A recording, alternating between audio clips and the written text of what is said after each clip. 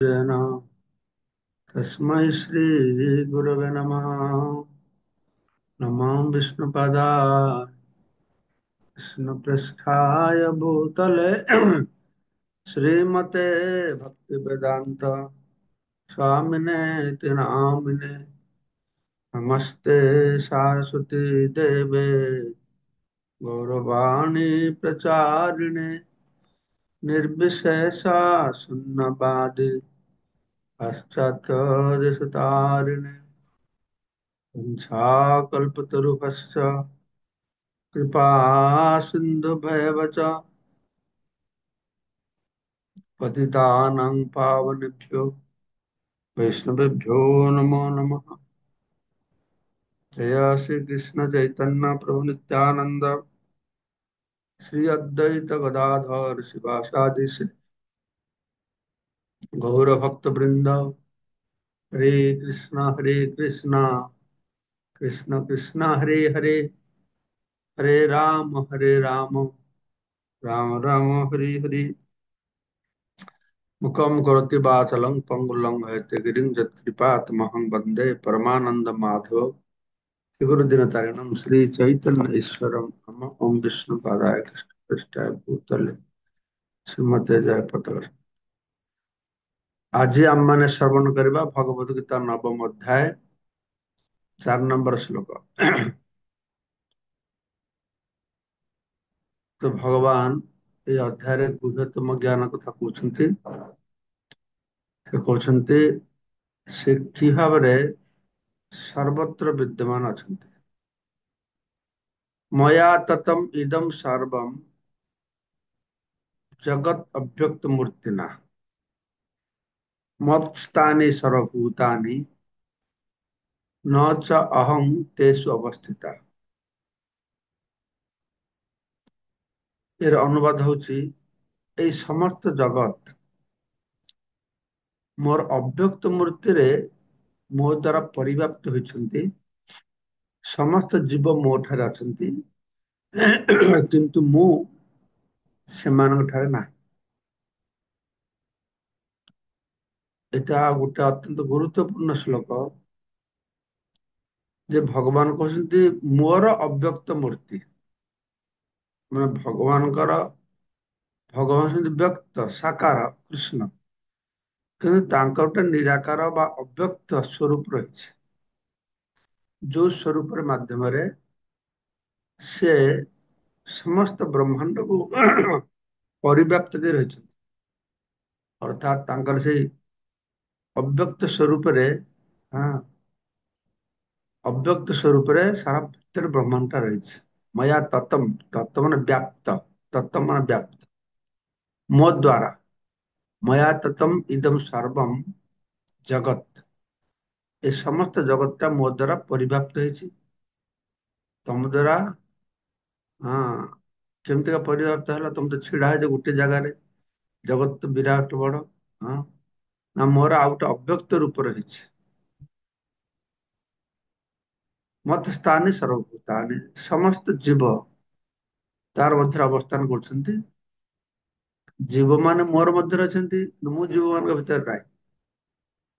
କାହିଁକି? ମୋର ଗୋଟେ ସର୍ବବ୍ୟାପକ ସ୍ୱରୂପ ରହିଛି, ତାହା ଭିତରେ ସମସ୍ତେ ରହିବେ।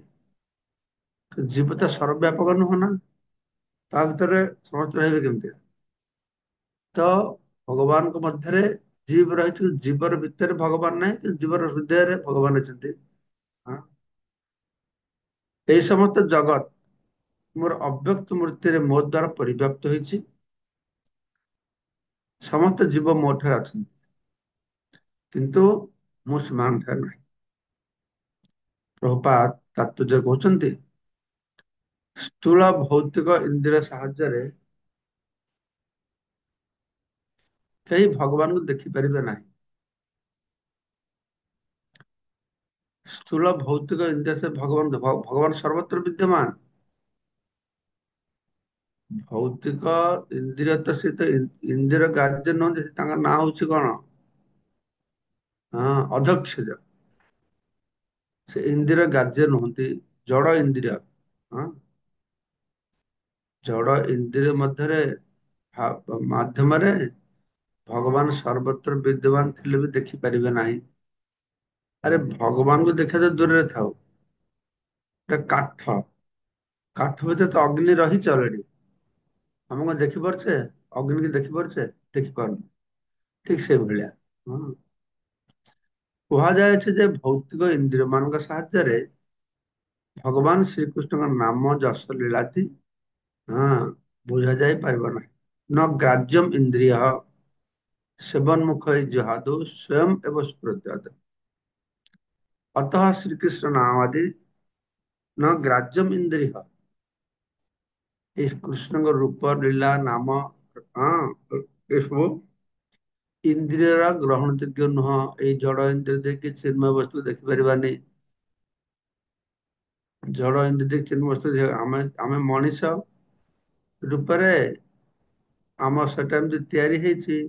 ଆମେ ଏଇ ପାଣି ଭିତରେ ବସବାସ କରିପାରିବା?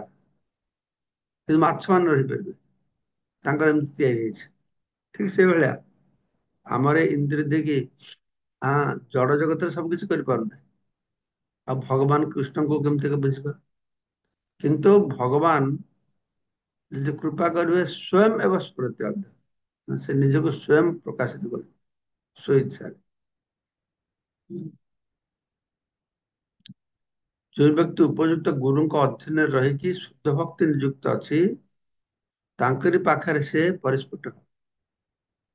ଶୁଦ୍ଧ ଭକ୍ତି ଯିଏ କରିବ, ଭକ୍ତି ବଶ ଭଗବାନ, ଭକ୍ତି ଦ୍ୱାରା ସେ ବଶୀଭୂତ ହୁଅନ୍ତି। ଭକ୍ତି ହିଁ ଏନମ୍ ଦର୍ଶୟତି, ଭକ୍ତି ତାଙ୍କୁ ଦେଖେଇ ପାରେ। ଭକ୍ତ୍ୟାମଙ୍ଗ ଭିଜାନାତି, ଭକ୍ତି ଦ୍ୱାରା ମଧ୍ୟ ଜଣାଯାଏ। ଭକ୍ତ୍ୟା ତୁ ଅନନ୍ୟ ଶକ୍ତ, ପ୍ରେମାଞ୍ଜନ ଛୁରିତ ଭକ୍ତି ବିଲୋଚନୈନ। ବୁଝିପାରିଲ କି? ଏସବୁ ଭକ୍ତି ଦ୍ଵାରା ତାଙ୍କୁ ଦେଖି ହବ। କାହିଁକି? ସେ ହଉଛନ୍ତି ଭକ୍ତି ଭକ୍ତ ବଶ, ଭକ୍ତି ବଶ। ସେ ତାଙ୍କୁ ପ୍ରକାଶିତ କରିବେ। ନହଂ ପ୍ରକାଶ ସର୍ବସ୍ୱ ଯୋଗମାୟା ସମାପୃତମ୍। ମୁଁ ଯୋଗମାୟା ଦ୍ୱାରା ଆବୃତ ହେଇଛି, ସମସ୍ତଙ୍କ ପାଖରେ ପ୍ରକାଶିତ ହୁଏନି। କିନ୍ତୁ ମୁଁ ପ୍ରକାଶିତ ହୁଏ କାହା ପାଖରେ? କେମିତିକା ପ୍ରକାଶିତ ହୁଏ? ନା ଅଜ ପିସନ ଅବୟାତ୍ମା ଭୂତାନାମ ଈଶ୍ୱର ପିସନ ପ୍ରକୃତିଙ୍କୁ ସଂଗତିଷ୍ଠାୟ ସମ୍ଭବାମି ଆତ୍ମମାୟା। ଏ ଯୋଗମାୟା ମତେ ଲୁଚେଇକି ରଖେ, ଯୋଗମାୟା ମତେ ପ୍ରକାଶିତ କରେ। ବ୍ରହ୍ମ ସଂହିତାରେ ପଞ୍ଚମ ଅଧ୍ୟାୟ 37 କୁହାଯାଇଛି, ପ୍ରେମାଞ୍ଜନ ଚୁରିତ ଭକ୍ତି ବିଲୋଚନେନ ସନ୍ତ ସदैବ ହୃଦୟେଷୁ ବିଲୋପୟନ୍ତି। ଯଦି ବ୍ୟକ୍ତିର ପରମ ପୁରୁଷ ଭଗବାନ ଗୋବିନ୍ଦଙ୍କ ପ୍ରତି ଦିବ୍ୟ ପ୍ରେମ ବା ଶ୍ରଦ୍ଧା ଜାତ ହୋଇଛି, ତେବେ ସେ ହିଁ ଭଗବାନଙ୍କୁ ନିଜ ଭିତରେ ଆଉ ବାହାରେ ଦେଖିପାରିବ। ସର୍ବତ୍ର ବିଦ୍ୟମାନ ଅଛି।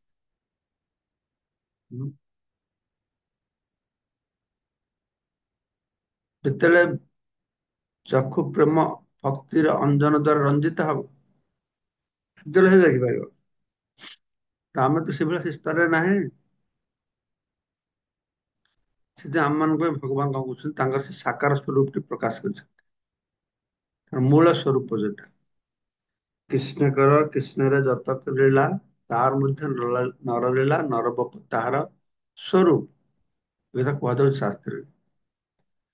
ତେଣୁ ସେ ସାଧାରଣ ଲୋକଙ୍କ ଦୃଷ୍ଟିରେ ଅଗୋଚର। ହୁଁ। ଭକ୍ତମାନେ ସବୁ ଦେଖିପାରିବେ। ଏଠାରେ କୁହାଯାଇଛି ଯେ ଯଦି ସେ ସର୍ବତ୍ର ପରିବ୍ୟାପ୍ତ ହୋଇଛନ୍ତି ଓ ସର୍ବତ୍ର ବିଦ୍ୟମାନ, ତଥାପି ସେ ଭୌତିକ ଇନ୍ଦ୍ରିୟ ସାହାଯ୍ୟରେ ଜଣାଯାଆନ୍ତି ନାହିଁ। ସବୁଠି ଅଛନ୍ତି, କେହି ତାକୁ ଦେଖିପାରୁନାହାନ୍ତି। ଏଠାରେ ତାହା ଅବ୍ୟକ୍ତ ମୂର୍ତ୍ତି ନା ଶବ୍ଦ ଦ୍ୱାରା ସୂଚିତ ହୋଇଛି। ଅବ୍ୟକ୍ତ ମୂର୍ତ୍ତି। ବ୍ୟକ୍ତ ମୂର୍ତ୍ତି, ଅବ୍ୟକ୍ତ ମୂର୍ତ୍ତି। ବ୍ୟକ୍ତ ମୂର୍ତ୍ତି କୃଷ୍ଣ ଯେ ଛିଡା ହେଇଛନ୍ତି। ଅବ୍ୟକ୍ତ ମୂର୍ତ୍ତି ପରମାତ୍ମା ରୂପରେ ସର୍ବ ବ୍ୟାପକ ରହିଛନ୍ତି।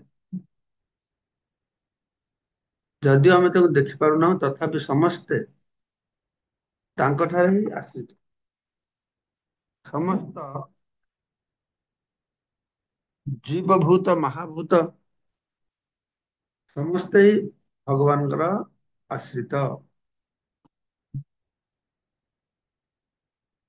ସେ ସମସ୍ତଙ୍କୁ ଧାରଣ କରି ରହିଛନ୍ତି। ବ୍ରହ୍ମ ବ୍ରହ୍ମ ନିରାକାର ବ୍ରହ୍ମ, ତାର ଭିତରେ ତ ବ୍ରହ୍ମାଣ୍ଡଟା ରହିଛି। ଯେ ଆକାଶରେ ଗୋଟେ ମେଘଖଣ୍ଡ ଭଳିଆ ନିରାକାର ବ୍ରହ୍ମ ଜ୍ୟୋତିଟା ହଉଛି ଆକାଶ। ଆଉ ଆମର ଏଇ ଯୋଉ ଜଡ ଜଗତ ଅଛି ତା ଭିତରେ ମେଘ ସାଇଜ ସେତିକି। ତ ବ୍ରହ୍ମଣେ ପ୍ରତିଷ୍ଠା ହମ୍, ବ୍ରହ୍ମ ତ ଭଗବାନ କୃଷ୍ଣଙ୍କ ଆଶ୍ରୟରେ ରହିଛି, ତାହେଲେ ବ୍ରହ୍ମାଣ୍ଡ ଅବশ্যଇ ତାଙ୍କ ଆଶ୍ରୟରେ ରହିବ ନା। ତ ସପ୍ତମ ଅଧ୍ୟାୟରେ ବର୍ଣ୍ଣିତ ହୋଇଅଛି ଯେ ସମଗ୍ର ଭୌତିକ ପରିପ୍ରକାଶ କେବଳ ତାଙ୍କର ଦୁଇ ପ୍ରକାର ଶକ୍ତି, ଦିବ୍ୟ ଚିତ୍ ଶକ୍ତି ଏବଂ ନିଚ ଭୌତିକ ଶକ୍ତି ସମାବେଶ। ସପ୍ତମ ଅଧ୍ୟାୟ ଆମେ ପଢିଲେ ଭୂମିର ପୁନଲ ବାୟୁ ମନ ବୁଦ୍ଧିରେ ବସ ଅହଙ୍କାର ଇତ୍ୟମେ ଭିନ୍ନ ପ୍ରକୃତି ଆଶ୍ରୟ। ତାପରେ ପଢିଲେ ଅପରଙ୍ଗ ସ୍ଥାନ ପ୍ରକୃତି ବିଦ୍ଧିମ ପରା, ଦୁଇଟା ଶକ୍ତିର କଥା କୁହାଗଲା। ଗୋଟେ ଚିତ୍ ଶକ୍ତି, ଉଚ୍ଚତର ଆଧ୍ୟାତ୍ମିକ ଶକ୍ତି, ଆଉ ଗୋଟେ ଅଚିତ୍ ଶକ୍ତି, ନିଚ ଭୌତିକ ଶକ୍ତି। এই ଜଡ ଜଗତର ଏଇ ଦୁଇଟା ଶକ୍ତିରେ ପ୍ରଭାବ ଚାଲୁଛି। এই যে ଉଚ୍ଚତର ଆଧ୍ୟାତ୍ମିକ ଶକ୍ତି ହଉଛି, এটা ଯୋଗମାୟା ଶକ୍ତି ନୁହଁ, এটা ତଟସ୍ଥ ଶକ୍ତି, ଜୀବ ଶକ୍ତି। ଯେପରି ସମସ୍ତ ବ୍ରହ୍ମାଣ୍ଡରେ ସୂର୍ଯ୍ୟ କିରଣ ପରିବ୍ୟାପ୍ତ ହୁଏ, ଠିକ ସେହିପରି ଭଗବାନଙ୍କ ଶକ୍ତି ସମସ୍ତ ସୃଷ୍ଟିରେ ପରିବ୍ୟାପ୍ତ ହୋଇଛି। ସମସ୍ତେ ସେ ଶକ୍ତିର ଆଶ୍ରୟ। ଭଗବାନ ତ ସର୍ବତ୍ର ବିଦ୍ୟମାନ ଗୋଟେ ଜିନିଷ, କିନ୍ତୁ ସମସ୍ତ ବ୍ରହ୍ମାଣ୍ଡ ଭଗବାନଙ୍କର ଶକ୍ତି, ସେଥିପାଇଁ ସମସ୍ତ ବ୍ରହ୍ମାଣ୍ଡ ଭିତରେ ଯାହା ରହିଛନ୍ତି ସେ ଭଗବାନଙ୍କର ଅଧୀନ ହେଲେ ନା, ଆଶ୍ରୟ ହେଲେ ନା। ସେ ଭଗବାନଠୁ ପ୍ରକାଶିତ ହେଇଛନ୍ତି, ଭଗବାନଙ୍କ ଭିତରେ ଧ୍ୟାନ କରି ରଖିଛନ୍ତି। ପ୍ରଳୟରେ ପରେ ସୂକ୍ଷ୍ମ ପରେ ଭଗବାନ ଠାରେ ରହିବେ, ବୁଝିପାରିଲେ। ତଥାପି କେହି ଏପରି ସିଦ୍ଧାନ୍ତ ଗ୍ରହଣ କରିବା ଉଚିତ ନୁହେଁ ଯେ ସେ ସର୍ବତ୍ର ପରିବ୍ୟାପ୍ତ ହୋଇଥିବା ଯୋଗୁଁ ସେ ତାଙ୍କର ଦିବ୍ୟ ବ୍ୟକ୍ତିଗତ ଅସ୍ତିତ୍ୱ ହରାଇଛନ୍ତି। ଲୋକମାନେ ତ ଭଗବାନ ନିରାକାର ବୋଲି ମାନନ୍ତି, ନିରଞ୍ଜନ ନିରାକାର ସର୍ବତ୍ର ବିଦ୍ୟମାନ। ସେ ତ ଭଗବାନ ଗୋଟେ ସ୍ୱରୂପ ରହିଛି, କିନ୍ତୁ ତା ସେ ନିରାକାର ତାଙ୍କ ବ୍ୟକ୍ତିଗତ ସ୍ୱରୂପ ଥିବା, ତାଙ୍କର ରୂପ ଥିବା ସ୍ୱରୂପ ନାହିଁ, ତା ନୁହଁ। ନିରାକାର ସେ ନୁହଁ, ତାଙ୍କର ବ୍ୟକ୍ତିଗତ ଅସ୍ତିତ୍ୱ ବି ରହିଛି। ଏଇ ଯୁକ୍ତିକୁ କାଟିବା ନିମିତ୍ତ ଭଗବାନ କହୁଛନ୍ତି ମୁଁ ସବୁଠାରେ ଅଛି, ସବୁ କିଛି ମୋ ଠାରେ ଅଛି, ତଥାପି ମୁଁ ସ୍ୱତନ୍ତ୍ର। ହଁ, ସବୁ ଭଗବାନ ମଧ୍ୟରେ ରହିଛି, ସେ ସବୁଠାରେ ଅଛନ୍ତି, ତେବେ ସେ ସ୍ୱତନ୍ତ୍ର ରୂପେ ରହିଛନ୍ତି, ସ୍ୱତନ୍ତ୍ର ସ୍ୱରୂପଟା ରହିଛି। ଭଗବାନ କୃଷ୍ଣ ଗୋଟେ ସ୍ୱତନ୍ତ୍ର ସ୍ୱରୂପ ଯେ କୃଷ୍ଣ, କିନ୍ତୁ ସେ ତାଙ୍କ ଶକ୍ତିର ମାଧ୍ୟମରେ ସର୍ବବ୍ୟାପକ, ଆଉ ପରମାତ୍ମା ସ୍ୱରୂପରେ ବି ସର୍ବବ୍ୟାପକ ଏଇ ଭୌତିକ ଜଗତରେ। ତ ଗୋଟେ ଜାଗାରେ ରହିକି ବି ସର୍ବବ୍ୟାପକ କେମିତିକା ପ୍ରଭୁପାଦ ଉଦାହରଣ ଦଉଛନ୍ତି। ରାଜା ସରକାରୀ କଳର ମାଲିକ ବା ଅଧ୍ୟକ୍ଷ, ସରକାରୀ ଶାସନ କଳ ରାଜାଙ୍କ ଶକ୍ତିର ପ୍ରକାଶ। ରାଜା ଅଛନ୍ତି, ତାପରେ ତାଙ୍କର ଯେତେ ମାନେ ସବୁ ଅଫିସ କାମ ଯୋଉ କରନ୍ତି ସେମାନେ ଅଛନ୍ତି। ତ ବିଭିନ୍ନ ସରକାରୀ ବିଭାଗ ରାଜାଙ୍କ ଶକ୍ତି ବ୍ୟତୀତ ଆଉ କିଛି ନୁହଁ। ପ୍ରତ୍ୟେକ ବିଭାଗ ରାଜାଙ୍କ ଶକ୍ତିର ଆଶ୍ରିତ ନା। ରାଜା ତ ବିଭିନ୍ନ ବିଭାଗ ରହିଛି, ଅର୍ଥମନ୍ତ୍ରୀ ଅଛନ୍ତି, ଏ ମନ୍ତ୍ରୀ ସେ ମନ୍ତ୍ରୀ, ସମସ୍ତେ ଏମାନେ ରାଜାଙ୍କର ଶକ୍ତିର ପ୍ରକାଶ। ତଥାପି କେହି ଏପରି ଆଶା କରିପାରିବେ ନାହିଁ ଯେ ରାଜା ବ୍ୟକ୍ତିଗତ ଭାବରେ ସବୁ ବିଭାଗରେ ଉପସ୍ଥିତ ରହିବେ। ଯେ ରାଜା ଧର ଗୋଟେ ବଡ ଫ୍ୟାକ୍ଟ୍ରି ଅଛି, ସେ ଫ୍ୟାକ୍ଟ୍ରିର ଗୋଟେ ମ୍ୟାନେଜିଂ ଡାଇରେକ୍ଟର ମାଲିକ ଅଛି, ସେ ଗୋଟିଏ ଅଫିସରେ ବସୁଛି, କିନ୍ତୁ ତାର ଫ୍ୟାକ୍ଟ୍ରି ପ୍ରତିଟା ଏରିଆ ସେ ଜାଣେ। ସେ ତ ପ୍ରତିଟା ଜାଗାରେ ରହିବନି, ସେ ପ୍ରତିଟା ଏରିଆ ସେ ଜାଣେ କଣ ହଉଛି କଣ ନାହିଁ। ତ ଏଇଟା ଗୋଟେ ଏମିତି ଗୋଟେ ସ୍ଥୂଳ ଉଦାହରଣ ଦିଆଯାଉଛି, ବୁଝିଲ କି। ଠିକ ସେଇ ଭାବେ ଯେଉଁ ସବୁ ପରିପ୍ରକାଶ ଆମର ଦୃଷ୍ଟିଗୋଚର ହୁଏ, ଯାହା କିଛି ଉଭୟ ଭୌତିକ ଓ ଚିତ୍ ଜଗତ ଅବସ୍ଥିତ, ସବୁ କିଛି ଶୁଦ୍ଧୁ ଏ ଜଡ ଜଗତ ନୁହଁ, ଜଡ ଜଗତ ଅଚିନ୍ମୟ ଜଗତ, ଚିନ୍ମୟ ଜଗତ ଗୁଡିକ ବୈକୁଣ୍ଠ ସବୁ ତ ବ୍ରହ୍ମ ଜ୍ୟୋତିର୍ବିଦରେ, କିନ୍ତୁ ଆମର ଏଇ ଆକାଶରେ ସବୁ ଗ୍ରହ ନକ୍ଷତ୍ର ବୁଲୁଛନ୍ତି। ସେମିତିକା ଚିତ୍ ଆକାଶ ପରବ୍ରହ୍ମରେ ସେ ବୈକୁଣ୍ଠ ଲୋକ ରହିଛନ୍ତି। ସେ ବୈକୁଣ୍ଠ ଗୁଡିକ ନିରାକାର ବ୍ରହ୍ମ ଭିତରେ ଅଛନ୍ତି, ବ୍ରହ୍ମ ଜ୍ୟୋତି ଭିତରେ ଅଛନ୍ତି। ଆଉ ବ୍ରହ୍ମ ଜ୍ୟୋତିଟା ଭଗବାନଙ୍କୁ ଆଶ୍ଚର୍ଯ୍ୟ କଲେ ଯେ ବ୍ରହ୍ମଣ ହିଁ ପ୍ରତିଷ୍ଠା ହବ, ତାହେଲେ କଣ ହେଲା? ତାହେଲେ ଜଡ ଜଗତ, ଭୌତିକ ଜଗତ ସବୁ କିଛି, ହଁ, ଭଗବାନଙ୍କର ଶକ୍ତିକୁ ଆଶ୍ରୟ କରି ରହିଛି। ତାଙ୍କର ବିଭିନ୍ନ ଶକ୍ତିର ସ୍ଫୁରଣ ଦ୍ୱାରା ହିଁ ସୃଷ୍ଟି ପ୍ରକାଶ ଲାଭ କରେ। ଏବଂ ଭଗବତ ଗୀତାର ବାଣୀ ଅନୁଯାୟୀ ସେ ତାଙ୍କର ବ୍ୟକ୍ତିଗତ ପ୍ରକାଶ, ଅର୍ଥାତ୍ ତାଙ୍କର ବିଭିନ୍ନ ଶକ୍ତିର ସ୍ଫୁରଣ ଦ୍ୱାରା ସେ ସର୍ବତ୍ର ବିଦ୍ୟମାନ। ଠିକ ଅଛି। ତ କିଭାବେ ଭଗବାନ ଗୋଟିଏ ସ୍ଥାନରେ ରହିକି ସବୁ ଜାଗାରେ ବିଦ୍ୟମାନ, ସବୁ ଜାଗା ସର୍ବବ୍ୟାପକ ଶକ୍ତି ହିସାବରେ ସର୍ବତ୍ର ରହିଲେ ତାଙ୍କର ଗୋଟେ ବ୍ୟକ୍ତିଗତ ସ୍ୱରୂପ ରହିଛି, ସେଥିରେ ଏখানে ବର୍ଣ୍ଣନା କରା। ଏখানে କୁହାଯାଉଛି ମୁଁ ସବୁଠାରେ ଅଛି, ସମସ୍ତେ ମୋ ଭିତରେ ଅଛନ୍ତି, କିନ୍ତୁ ମୁଁ କାହା ଭିତରେ ନାହିଁ। ଏ ପରଶ୍ଲୋକଟା ଶୁଣ କଣ ଲେଖା ହେଇଛି, ନ ଚ ମତ ସ୍ଥାନି ଭୂତାନି ପଶ୍ଚିମେ ଯୋଗମୈଶ୍ୱର୍ଯ୍ୟ ଭୂତ ଭ୍ରୀନ ଭୂତସ୍ଥ ମମାତ୍ମା ଭୂତ ଭାବନା। ତଥାପି ଆଗ ଶ୍ଲୋକରେ କହିଲେ ମୁଁ ସମସ୍ତଙ୍କ ଭିତରେ, ସମସ୍ତ ଜୀବ ମୋ ଭିତରେ ଅଛନ୍ତି, ମୁଁ ତାଙ୍କ ଭିତରେ ନାହିଁ। ଏଠି କହୁଛନ୍ତି ତଥାପି ସମସ୍ତ ସୃଷ୍ଟ ପଦାର୍ଥ ମୋ ଭିତରେ ନାହିଁ। ଗତ ଶ୍ଲୋକରେ କହିଲେ ସମସ୍ତେ ମୋ ଭିତରେ ଅଛନ୍ତି, ଏଠି କହୁଛନ୍ତି ମୋ ଭିତରେ ସେମାନେ ନାହାନ୍ତି। ମୋର ଯୋଗ ଐଶ୍ୱର୍ଯ୍ୟ ଦେଖ, ଏଇଟା ହଉଛି ଭଗବାନଙ୍କର ଐଶ୍ୱର୍ଯ୍ୟ। ସମସ୍ତ ବିରୁଦ୍ଧ ଧର୍ମର ସମାହାର, ସମସ୍ତେ ମୋ ଭିତରେ ଅଛନ୍ତି, ସମସ୍ତେ ମୋ ଭିତରେ ନାହାନ୍ତି। ଅଚିନ୍ତ୍ୟ ପ୍ରଭାବ ତାଙ୍କର। ଯଦିଓ ମୁଁ ସମସ୍ତ ଜୀବର ଧାରଣ ପୋଷଣ କର୍ତ୍ତା ଅଟେ, ହଁ, ଭୂତ ଭ୍ରୂଣ, ସମସ୍ତ ଭୂତ ଭ୍ରୂଣ ସମସ୍ତ ଜୀବର ଧାରଣ ପୋଷଣ କର୍ତ୍ତା, ଭୂତ ଭ୍ରୂଣ ଭ୍ରୂଣ, ହଁ, ଭୂତଭୃତ୍, ହଁ, न च भूतस्थ मम आत्मा भूत भावना। ମୁଁ ସବୁ, ମୁଁ ହଉଛି ସମସ୍ତ ଜୀବଙ୍କର ଧାରଣ ପୋଷଣ କର୍ତ୍ତା। ଯଦି ମୁଁ ସର୍ବତ୍ର ବିଦ୍ୟମାନ, ତଥାପି ଦୃଶ୍ୟ ଜଗତରେ ମୁଁ କୌଣସି ଅଂଶ ନୁହଁ। ମୁଁ ଏଇ ଦୃଶ୍ୟମାନ ଜଗତରେ ସର୍ବତ୍ର ବିଦ୍ୟମାନ,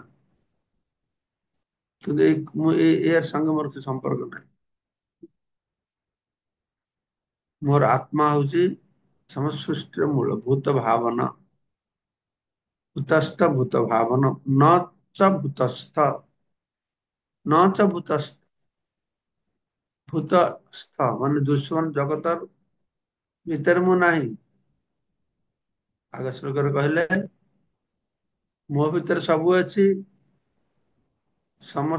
ମୁଁ ସମସ୍ତଙ୍କ ଭିତରେ ଅଛି, ସମସ୍ତେ ମୋ ଭିତରେ, ମୁଁ ସମସ୍ତଙ୍କ ଭିତରେ ଅଛି, ହଁ, ମୁଁ ସର୍ବତ୍ର ରହିଛି।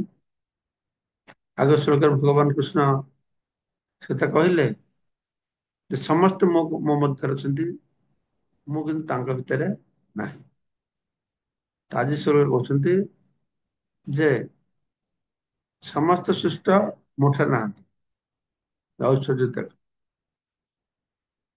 ମୁଁ ତ ଧାରଣ କରିଛି, ପୋଷଣ କରିଛି, ମୁଁ ସର୍ବତ୍ର ବିଦ୍ୟମାନ, ହେଲେ ବି ମୁଁ ତାଙ୍କର ଅଂଶ ନୁହଁ। ତ ଭଗବାନ କହୁଛନ୍ତି ଯେ ସବୁ ତାଙ୍କରି ଠାରେ ଅଛି, ଏହାକୁ ଭୁଲ ବୁଝିବା ଉଚିତ ନୁହେଁ। এই ଭୌତିକ ସୃଷ୍ଟିର ପାଳନ ଓ ପୋଷଣ କାର୍ଯ୍ୟରେ ଭଗବାନ ପ୍ରତ୍ୟକ୍ଷ ଭାବରେ ସମ୍ପୃକ୍ତ ନୁହନ୍ତି। ଏ ଭୌତିକ ଯାହା କିଛି ହଉଛି ପ୍ରତ୍ୟକ୍ଷ ଭାବେ ସମ୍ପୃକ୍ତ ନୁହନ୍ତି। ଏ ଭୌତିକ ହେଉଛି ମାୟାର ଜଗତ।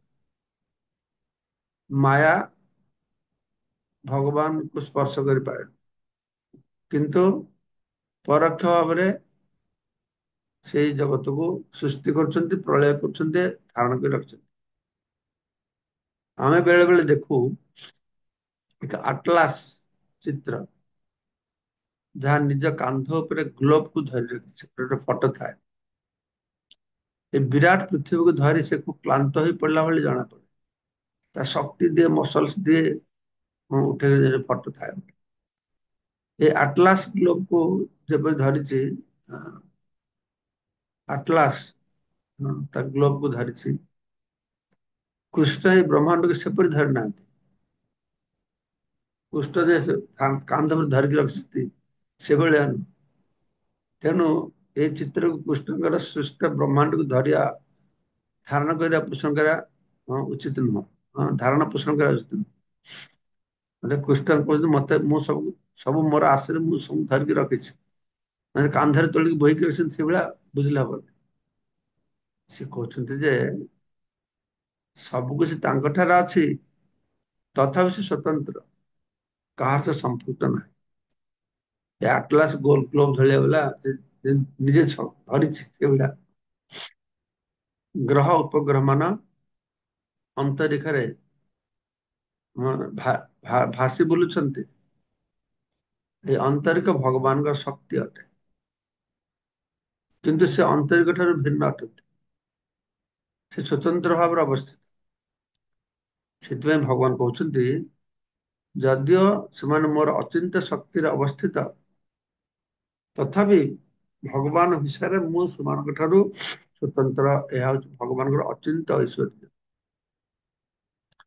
ବୈଦିକ ଅଭିଧାନରେ କୁହାଯାଇଛି, ଭଗବାନ ତାଙ୍କ ଶକ୍ତି ପ୍ରକାଶ କରି ଅଚିନ୍ତ୍ୟ ଭାବରେ ତାଙ୍କର ବିଚିତ୍ର ଲୀଳା ପ୍ରକାଶ କରୁଛନ୍ତି। ତାଙ୍କର ଅଚିନ୍ତ୍ୟ ମାନେ ଜଡ ଜଗତର ଜୀବମାନଙ୍କ ଚିନ୍ତାର ବାହାରେ। ତାଙ୍କର ଶରୀର ବିଭିନ୍ନ ଶକ୍ତିରେ ପୂର୍ଣ୍ଣ। ତାଙ୍କର ସଂକଳ୍ପ ହିଁ ପ୍ରକୃତିରେ କାର୍ଯ୍ୟକାରୀ ହୁଏ। ଏହି ପ୍ରକାରେ ପରମ ପୁରୁଷ ଭଗବାନଙ୍କୁ ବୁଝିପାରୁଛି। ସେ ଅଘଟନ ଘଟନ ପ୍ରତି ଅଛି, ଅଘଟନ ବସ୍ତୁ ଘଟେଇ ପାରିବେ। ସେ ସତ୍ୟ ସଂକଳ୍ପ, ଯାହା ତାଙ୍କ ଇଚ୍ଛା ହବ ସାଙ୍ଗେ ସାଙ୍ଗେ ହେଇଯିବ। ଆମେ କିଛି କରିବା ପାଇଁ ଭାବୁଛୁ, କିନ୍ତୁ ଅନେକ ପ୍ରତିବନ୍ଧକ ଆସୁଛି। ବେଳେ ବେଳେ ଆମେ ଯେପରି ଭାବୁଛୁ ସେପରି କରିବା ସମ୍ଭବ ପରି ହଉନି, କିନ୍ତୁ ଶିଖ ଯେତେବେଳେ କିଛି କରିବାକୁ ଇଚ୍ଛା କରିବେ, ସେগুলো ଇଚ୍ଛା କରିଲେ ବାସ୍ ସବୁ କାମ ଏତେ ସୁନ୍ଦର ହୋଇଯିବ ଯେ କେହି କଳ୍ପନା ବି କରିପାରିବେ। ସେଥିପାଇଁ ସୂତ୍ରରେ କୁହାଯାଇଛି, ସ ଇଚ୍ଛତି, ସେ ଇଚ୍ଛା କରନ୍ତି। ସେ ଇଚ୍ଛା କଲେ ସବୁ କିଛି ପ୍ରକାଶିତ ହବ। ଏହା କିପରି ହଉଛି, ଭଗବାନ ଏକଥା ଭଲ ଭାବରେ ବୁଝାଇ ଦେଇଛନ୍ତି। ଯଦିଓ ସେ ସମସ୍ତ ଭୌତିକ ପରିପ୍ରକାଶର ପାଳନ ଓ ପୋଷଣ କର୍ତ୍ତା ଅଟନ୍ତି, ତଥାପି ସେ ଭୌତିକ ପରିପ୍ରକାଶକୁ ସ୍ପର୍ଶ କରନ୍ତି ନାହିଁ। ହଁ, କେବଳ ତାଙ୍କର ପରମ ଇଚ୍ଛା ଶକ୍ତି ବଳରେ ସବୁ ସୃଷ୍ଟି। ଏ ଜଡ ଜଗତରେ ଏ ମାୟା ଶକ୍ତି ତାଙ୍କ ପଛରେ ଥାଏ, ତ ସାମ୍ନାରେ ଥାଏ, ପଛରେ ଥାଏ। ହଁ, ପରୋକ୍ଷ ଭାବରେ ମାୟା ଶକ୍ତି ତାଙ୍କ ନିର୍ଦ୍ଦେଶ ଅନୁସାରେ କାମ କରେ। ମାୟା ଦକ୍ଷଣ ପ୍ରକୃତି ଶ୍ଵେତ ସଚରାଚର।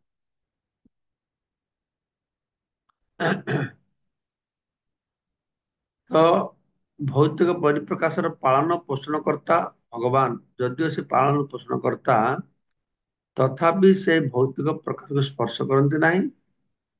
କେବଳ ତାଙ୍କ ପରମ ଇଚ୍ଛା ଶକ୍ତି ବଳରେ ସବୁ ସୃଷ୍ଟି, ତାଙ୍କ ଦୃଷ୍ଟିରେ ସବୁ ସୃଷ୍ଟି ହେଇଯିବ। ହଁ, ସବୁ ପାଳନ ହବ। ଏବଂ ସବୁ ପୋଷଣ ହବ, ସବୁ ସଂହାର ହବ। ଦୃଷ୍ଟିରେ କେମିତି ଖାଇବ? ଭଗବାନ ଦୃଷ୍ଟି କାହିଁକି ହବନି? ଆମର ସାଧାରଣ ଜୀବ ଅଛି, ଗୋଟେ ଗୋଟେ କୋଉ କୋଉ ଜୀବ ଅଛି, ତାର ଅଣ୍ଡା ପାରିବ, ଅଣ୍ଡା ପାରିକି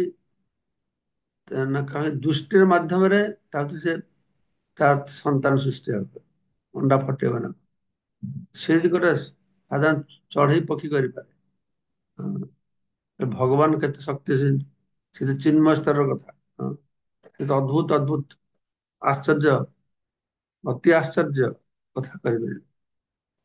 ତାଙ୍କ ମନ ତାଙ୍କ ଆତ୍ମ ମଧ୍ୟରେ କୌଣସି ତଫାତ ନାହିଁ। ତାଙ୍କ ମନ, ତାଙ୍କ ଆତ୍ମା, ତାଙ୍କ ଦେହ ସବୁ ଏକ, ବୁଝିପାରିଲେ କି?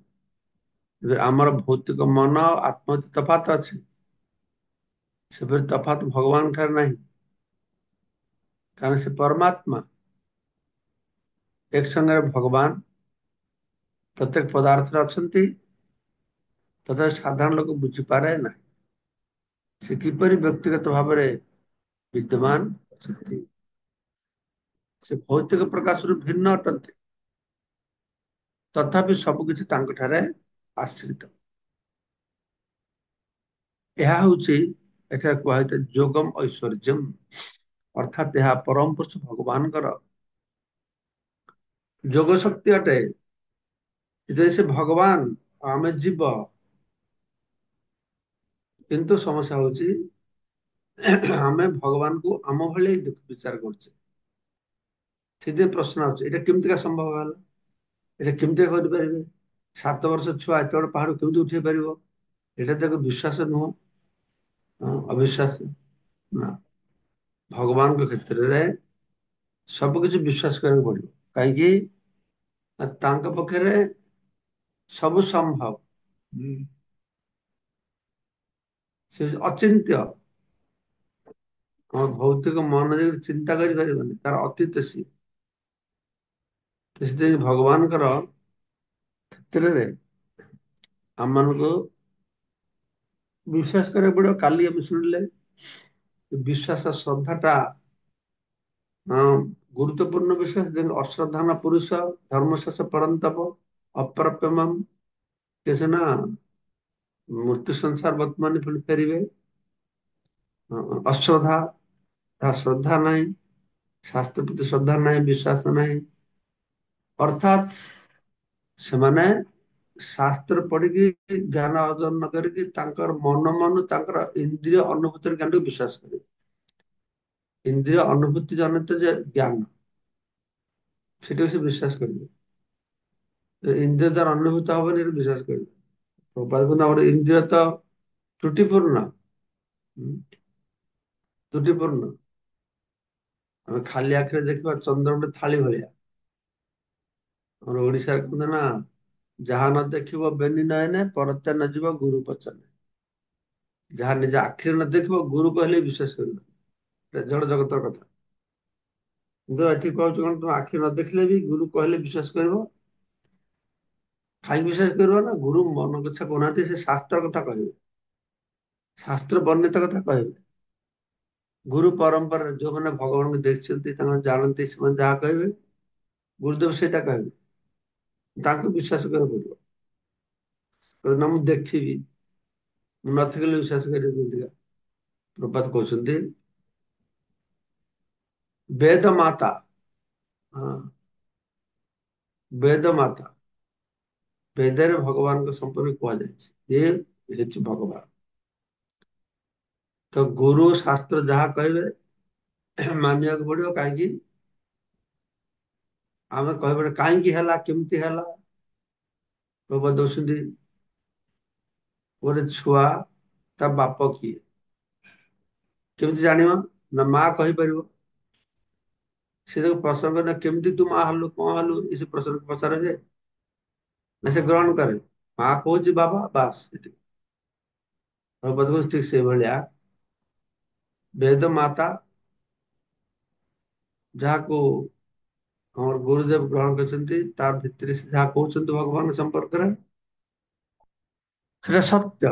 ହଁ, ବିଶ୍ୱାସ କରି ତମକୁ ଗ୍ରହଣ କରିବାକୁ ପଡିବ। ଯଦିଓ ଆମର ସୀମିତ ବୁଦ୍ଧିରେ ଆମେ ଏଠୁ ବୁଝିପାରୁନେ, ଗ୍ରହଣ ଯୋଗ୍ୟ ବୋଲି ମନେ ହଉନି, ଏ ମନ ବୁଦ୍ଧି ଦେଇକି ବିଚାର କଲେ ହବନି।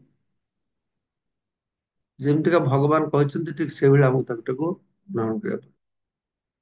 ଠିକ ଅଛି? ତ କି ଭାବେ ଭଗବାନ ସମସ୍ତ ଜୀବକୁ ଧାରଣ କରିଛନ୍ତି କାଲି ଶ୍ଲୋକ 6 ନମ୍ବର ଶ୍ଲୋକ ମାନେ ପାଠ କରିକି ସମଝିବେ। ଠିକ ଅଛି? এটা কি এটা শিখেছেন? ଏ? ମହାରାଜ ମହାରାଜ ପ୍ରଣାମ। ମୋର ଗୋଟେ ଡାଉଟ ଥିଲା ହଁ ଯେ କାଲି ଯୋଉ ଶ୍ରଦ୍ଧା ବିଷୟରେ ବୁଝା ହେଇଥିଲା, କମଳ ଶ୍ରଦ୍ଧା, ଦୃଢ ଶ୍ରଦ୍ଧା, ଦିଟା ଶ୍ରଦ୍ଧା ପରେ ଆପଣ ଆଉ ଦିଟା ଶ୍ରଦ୍ଧା ବିଷୟରେ ବୁଝେଇଥିଲେ। ଏଇଠି ଟିକେ କନଫ୍ୟୁଜ ଅଛି। ଇଏ କଣ କମଳ ଶ୍ରଦ୍ଧାକୁ ଦି ଭାଗରେ ଡିଭାଇଡ କରାହେଇଛି, ସ୍ୱାଭାବିକ ଶ୍ରଦ୍ଧା ଆଉ ଗୋଟେ ବଳବାଦିତ ଶ୍ରଦ୍ଧା କି କଣ କହିଥିଲେ? ଏଇଠି ଟିକେ ମୁଁ ଟିକେ ବୁଝିପାରିଲିନି, ମାନେ ଚାରିଟା ଶ୍ରଦ୍ଧା ନା ଦିଟା ଯୋଉ ଶ୍ରଦ୍ଧା ପ୍ରଥମ ଶ୍ରଦ୍ଧାକୁ ଡିଭାଇଡ ଏଠି କରାହେଇଛି?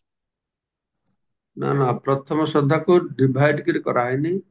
এটা দুইটা ଅଲଗା କଥା କୁହାଯାଇଛି। ହଁ? ତାହେଲେ କମଳ ଚାରି ଶ୍ରଦ୍ଧା, କମଳ ଶ୍ରଦ୍ଧା, ଦୃଢ ଶ୍ରଦ୍ଧା ଏ ଆଜ୍ଞା ଗୋଟେ ଜିନିଷ। ଆଜ୍ଞା ଆଉ ସ୍ୱାଭାବିକ ଶ୍ରଦ୍ଧା, ବଲାତ୍ ଉତ୍ପାଦିତ ଶ୍ରଦ୍ଧା ଆଉ ଗୋଟେ ଜିନିଷ। ଆଜ୍ଞା। ଦୁটো ଅଲଗା ଅଲଗା ଜିନିଷ। ସ୍ୱାଭାବିକ ଶ୍ରଦ୍ଧା ସ୍ୱାଭାବିକ ଭାବେ ଯାହାର ବିଶ୍ୱାସ ରହିଛି, ବଲାତ୍ ଉତ୍ପାଦନ କାହାଠୁ ଶୁଣିକି ତାର ବିଶ୍ୱାସ ହେଇଛି। ହଁ? ଆଜ୍ଞା। মঙ্গলময় প্রভু কি বলছেন? হরে কৃষ্ণ মহারাজ, দণ্ডবত প্রণাম মহারাজ। মহারাজ, এই অব্যক্ত মূর্তি না, এটাকে মহারাজ পরমাত্মার কথা বলা হলো মহারাজ? সেটা একটা স্বরূপ, কিন্তু প্রভুপাদ যা বর্ণনা করছেন এটা হচ্ছে ভগবানଙ୍କ ଶକ୍ତି। ଶକ୍ତି ରୂପରେ ସେ ସର୍ବବ୍ୟାପ୍ତ ରହିଛନ୍ତି। ଶକ୍ତିର ତ ମୂର୍ତ୍ତି ନାହିଁ ନା, ଶକ୍ତି ତ ଅରୂପ। ଶକ୍ତି ଏନର୍ଜିର କଣ ରୂପ ଅଛି? ତ ସେ ଶକ୍ତି ରୂପରେ ସର୍ବତ୍ର ବିଦ୍ୟମାନ, ସେଟା ଗୋଟେ କଥା। ଆମେ ଜାଣିଛେ ପରମାତ୍ମା ରୂପରେ ବି ସର୍ବତ୍ର ସର୍ବବିଦ୍ୟମାନ। এটা মহারাজ, পরমাত্মা শ্রবণ করলাম যে পরমাত্মা অব্যক্ত, ভগবান ব্যক্ত। তো মহারাজ, পরমাত্মাকে যখন যোগী হৃদয়ে দর্শন করছেন তখন তো আহ, দর্শন হচ্ছে মহারাজ। সেটা কি করে হ্যাঁ, অব্যক্ত হয়েছে? পরমাত্মা অব্যক্ত স্বরূপে সর্বত্র বিদ্যমান আছেন। কিন্তু যোগীরা তাকে যোগ বলে দেখতে পারে হৃদয়ে, আর ভক্তরা ভক্তি বলে দেখতে পারে। হ্যাঁ, এইভাবে ব্যাপার হচ্ছে। আমি যেটা বুঝেছি, ভগবান তো নিরাকার ব্রহ্ম রূপে সর্বত্র বিদ্যমান আছেন। কোথায়? চিৎ জগতে। হ্যাঁ, চিৎ আকাশে। আর সেখানে তো পরমাত্মা নেই। এই জগতে যে সর্বব্যাপক সর্বত্র কে রয়েছে? পরমাত্মা সর্বত্র আছে না? হ্যাঁ মহারাজ। হ্যাঁ, সর্বত্র পরমাত্মা রয়েছে। ঠিক আছে? মহারাজ, এই পরমাত্মাকে কি আংশ মানে ব্যক্ত এবং অব্যক্ত দুটো ধরবো? যোগী তো পরমাত্মাকে দর্শন করছে হৃদয়ে, আর আগে একবার আপনি বলেছিলেন যে আংশিক আহ, সাকার পরমাত্মা। Partial partial manifestation. এটা হচ্ছে নিরাকার, এটা পার্সিয়াল ম্যানিফেস্টেশন, আর একটা হচ্ছে পূর্ণ সাকার। এটা পরমাত্মা রূপে যোগীরা হৃদয় দর্শন করে। এক বৃদ্ধাঙ্গুলি সাইজ তার আছে নাকি পরমাত্মার, সে বিভিন্ন কথা আছে, সে শুনলে আর কনফিউজ হবে। কিন্তু পরমাত্মা স্বরূপটা হচ্ছে আংশিক প্রকাশ। আর সেই স্বরূপে যোগীরা ভগবানকে পরমাত্মা রূপে দর্শন করবে, কিন্তু তার সঙ্গে কোন ভাবার আদান প্রদান নাই। হ্যান্ডশেক করতে পারবে না, হাসতে পারবে না, আলিঙ্গন করতে পারবে না। কিন্তু পরমাত্মা রূপে তিনি দর্শন দেন। এইভাবে। চাই না যোগীরা এটাকে মানে কিনা, যোগীরা কিভাবে দর্শন করে। আমরা তো যোগীরা তো নিরাকার রূপে উপাসনা করে। আমরা ভক্তরা বলছি তারা হৃদয়ের নারায়ণ চতুর্ভুজ রূপে দর্শন করে, সেটা একটু কনফিউশন আছে। আরো সুস্পষ্ট হতে হবে। তো চৈতন্য চৈতন্য থেকে আমরা এখন শ্রবণ করবো। হ্যাঁ, 105 নম্বর শ্লোক।